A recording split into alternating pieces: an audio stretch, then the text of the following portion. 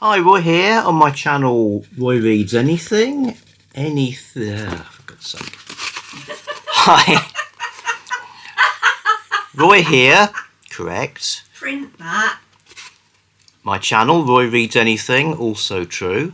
Anything, including Richard III by William Shakespeare as part of the Shaketember event, which is a fantastic booktube event this month, looking at Shakespeare in various ways.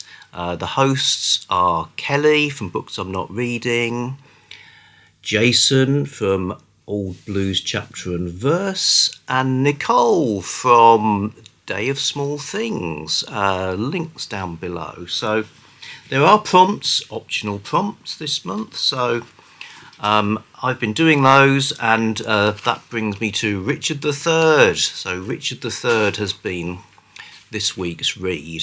I might hold two things. I noticed in my last video I had one book, the free hand was just continually gesticulating in a crazy fashion. That's what it always does. I suppose so. Sword. I can see why old-timey actors would have like drinks or cigarettes in their hands all the time, just gives you something to do. Absolutely.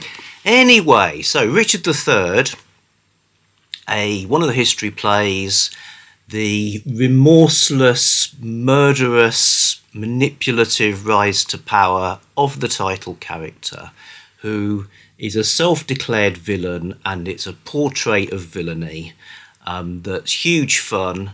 I could imagine it being played as a comedy, a black comedy, but it's, there's a high death count and lots of fantastic kind of villainy stuff from the main character. The way he's described, there's some amazing language by other characters describing Richard as, for instance, a bottled spider, abortive rooting hog, hell's black intelligencer, and on and on and on. And it's piled on this kind of how terrible the central character is. And I've never seen it live. I could imagine it being really great, seeing this sort of twisted evil person stalking around the stage, kind of hunched over, a bit like Johnny Rotten in the early Sex Pistols videos for things like Pretty Vacant. Take a look at that. Another thing I took from it, I enjoyed the read. I actually traded up my reading, so I've got these No Fear editions, which are good. So the idea of these is you get the original text, and then on the facing page you get a modern English version with some notes.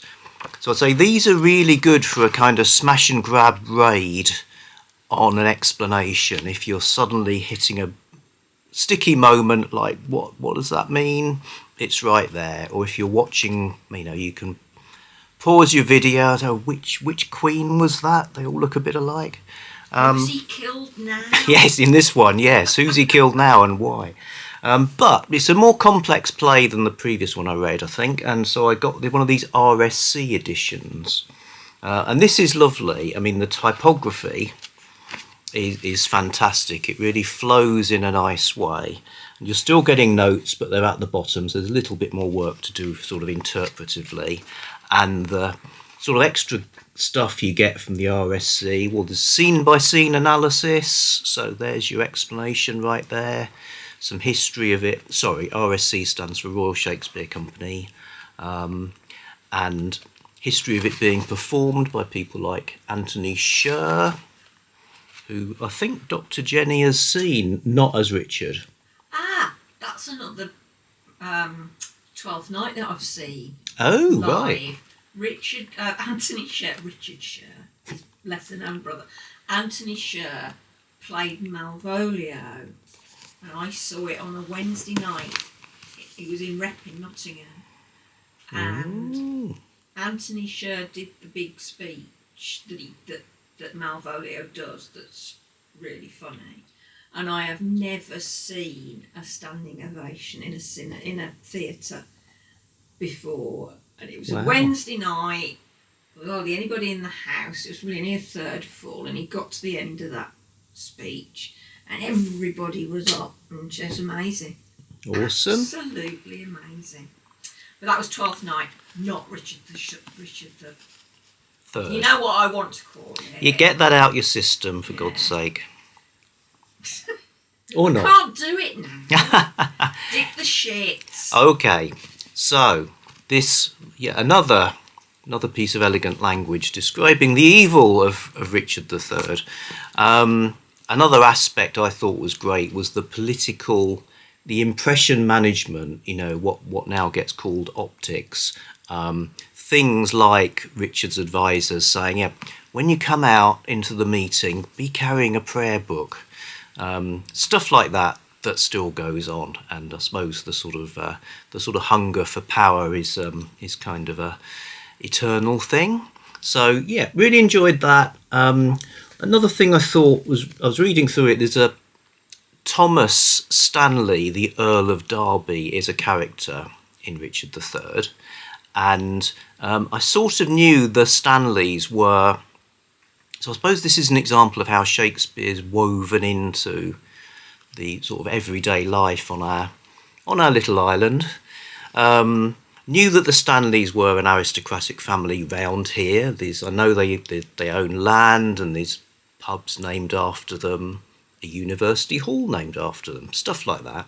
But looked into it a bit more, and it turns out the Earls of Derby, including this one, the one who has lines in Shakespeare, the Earls of Derby are interred in our local church.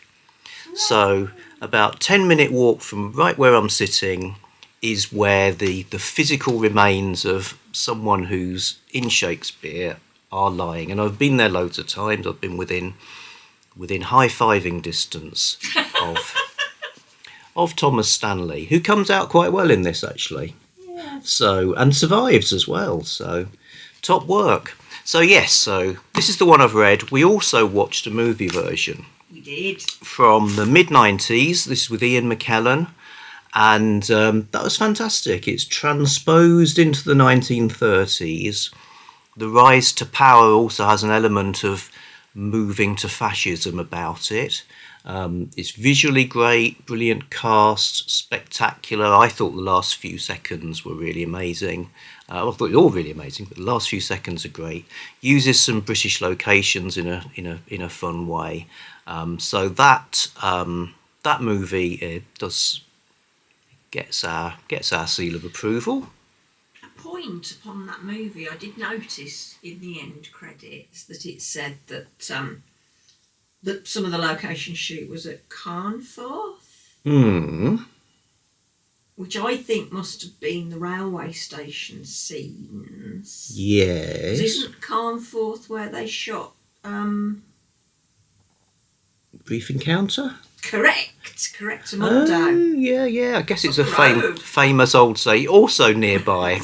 Not as close as Parish Church. We're living. Surprised we're still alive. We're living in Richard III. And then, to keep things in threes, I also read a manga version. So this one I just went to the local bookshop and bought. There's a bunch of these, manga Shakespeare. They're abridged, as you might imagine, but the language is proper Shakespeare stuff. I'm not a big manga reader. I liked the way the artwork, which is by Patrick Warren, the way it flows from scene to scene, page to page, the way the lines work, and it's very dark. I mean, dark in every sense. Dark in the sense of there being a lot of black ink on the pages. Obviously, it's a dark story, and it's been done in a very sort of gothic way, gothic in every sense. This is a nice abridgment, better quality than the reprinted Classics Illustrated I was looking at for Romeo and Juliet. Yes, plenty of black. And I found, even though it's like the third run through of the story. I found myself caught up in it again, excited by the end. Ends in a big battle, by the way. A bit of a spoiler there, but I don't think I've really said any spoilers this time. Not just a battle. The battle. The Battle of Bosworth Fields. Yeah, Bosworth Field, which isn't here. But they had jumbles. Yeah, but we have been to Tewkesbury. That's also mentioned. We're moving past the jumbles. So, so three good ones. Really enjoyed Richard III. I think we'll circle back to this. We've got a little project to work through the history plays, at least by watching The Hollow Crown. So I think whatever happens, you arrive inexorably back at Richard III. So that's my week of Shaketember. Final comment from Dr. Jenny. So, Richard III ends with the Battle of Bosworth Field, where Richard III is finally defeated, and it's all hurrah, hurrah, hurrah. When I was 9 at junior school, I was in Mr. Parsons' class, and Mr. Parsons always taught the Tudors and Stuarts for his history lessons. And one of the first things we had to copy into our history notebooks was a recipe. And that recipe was for some little biscuity cookie things called Bosworth Jumbles.